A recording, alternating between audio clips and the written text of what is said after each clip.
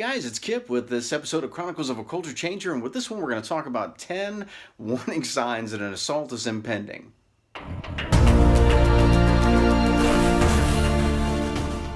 So number 10, that's that uncooperative attitude. Were they uncooperative when you got there? Did they start just being uncooperative as far as physical activity, what they were saying? They're not really threatening you, or they're not really doing anything aggressive towards you. They're just being uncooperative. It's a pretty good indication.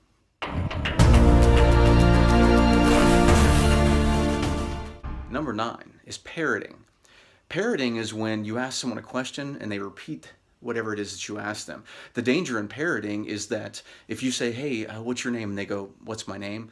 That tells you that they're not trying to process the question that you just asked them. They're thinking something else. It's a pretty great warning sign to be aware that bad things might happen because they're not paying attention to you or what you've said.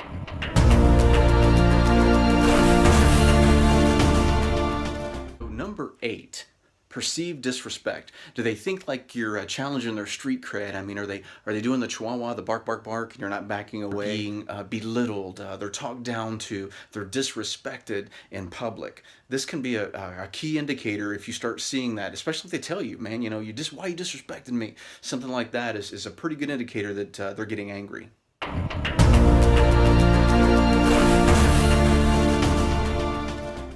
History of violence.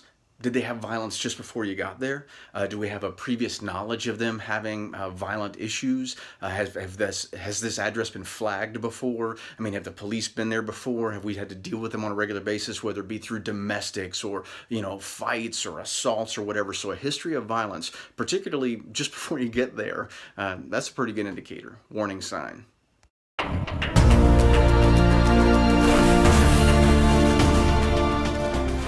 Intimidation. Intimidation is where there's, words to try to cause an alarm, but there's an option like, I'm going to kick your ass if you don't let me out of this ambulance. I'm going to beat your ass if you don't take this IV off. I'm going to cut your throat if you don't untie me. Those are intimidation because they're giving you those options. Gavin DeBecker is someone who really does a fantastic job of separating the difference between intimidation and threats.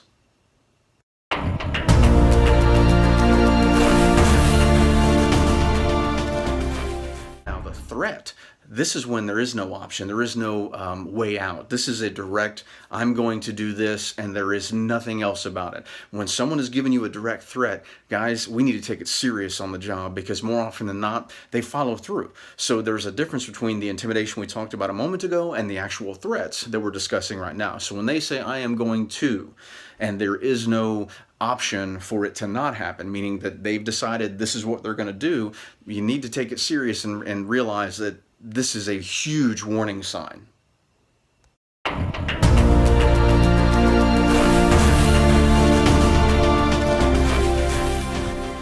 This one we find a lot of danger in. Perceived custody.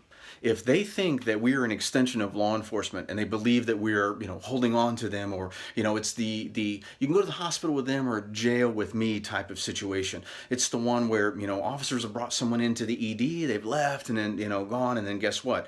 It's supposed to be a you caught him, you clean him kind of a thing, but if there's this perception that the healthcare provider is an extension of law enforcement and trying to keep custody, dangerous. Very, very, very much a warning sign.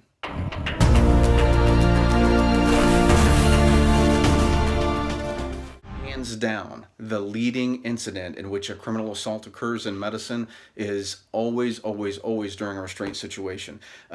Once someone touches another, everything changes. These whole situations, the dynamics change. People can be jawing all they want, but the moment even so much as a finger touches another, everything changes. So anytime you're dealing with any restraint situation, the potential for criminal violence, both on our part as the healthcare provider towards maybe someone who really is truly a patient, or that criminal aggressor who is really an attacker who shouldn't be labeled a patient. So restraint situation, that's a great warning sign. Anytime you're dealing with one of those, know that there's a high potential for violence to occur.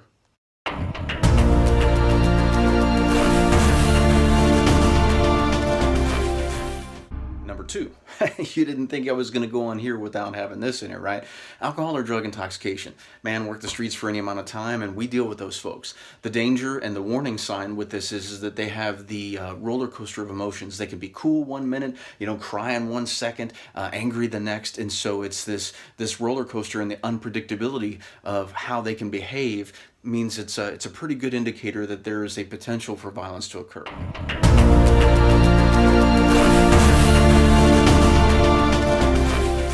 Number 1, there is nothing more important than this. I need you to hear me. If you feel threatened, like you feel it, whether somebody said something, whether they've done something, it's how they're moving, there's some actions, anything that's going on that has your, what we talk about in our program as a human animal, but Gavin DeBecker does such a brilliant job of discussing, the intuition and how we know that something isn't right. And I can assure you as a policeman, so many victims of violent crimes, when I would interview them, as the policeman to the victim and hearing their story, almost universally people would say, man, I just knew something was wrong. And that's a big indicator. So if you yourself feel threats, you feel it. I mean, the hair stands up on the back of your neck. You get that, that uh-oh moment in your head. The intuition is hands down the number 1 most important warning sign you will get. If you ever get that feeling, you need to investigate it, because I can promise you this. If you feel something's wrong, it probably is. There's something wrong. So hopefully you enjoyed these top 10. Let's review. Number 10, the uncooperative. They're uncooperative, that's where it starts. Number 9, parroting. If I say, hey, where are you going? Or where do you hurt? And they go, where do I hurt? I go, what's your name? They go, what's my name? That tells me their brain is thinking about something other than the question I just asked them. Number 8, perceived disrespect. Man, why are you disrespecting me? That's a big one. Number 7, history of violence. Did they have violence just before we got there? Have we been flagged at that residence? I mean, have we dealt with these people in the past? So a history of violence, man, was it a domestic that you're on now? Is it a bar fight? I mean, a history of violence is a good indicator. Number 6, intimidation. The person is using words to get a reaction out of you. And the thing about the intimidation is they offer a condition. So an intimidation is a warning sign, but it's not as dangerous as the next one, which is threats. So threats is when they say, hey, I'm going to do this, and there is no condition. It's just going to happen whether you like it or not. So number 4, perceived custody. Are they looking at us as an extension of law enforcement? Are we thinking we're an extension of law enforcement? And that moves us up 1 step to restraints. If you research it yourself, don't just take my word for it, but I will guarantee you the number 1 incident in which a criminal assault occurs, restraints. Then we move up to number 2, which is alcohol or drug intoxication. Anytime a person is intoxicated, be it alcohol or drugs, you can rest assured that the potential for violence is very, very, very high.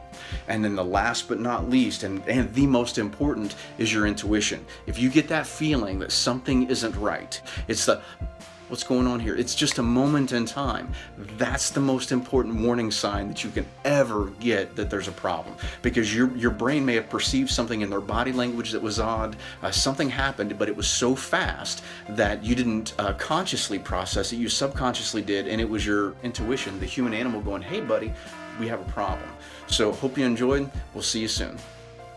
As with all lists, this is not all inclusive. I will tell you that there is something interesting about this, which is, if you have one or the other, it's one thing. But you start putting multiple of these together, and I'm telling you, you're on a very dangerous, slippery slope and a very bad scene.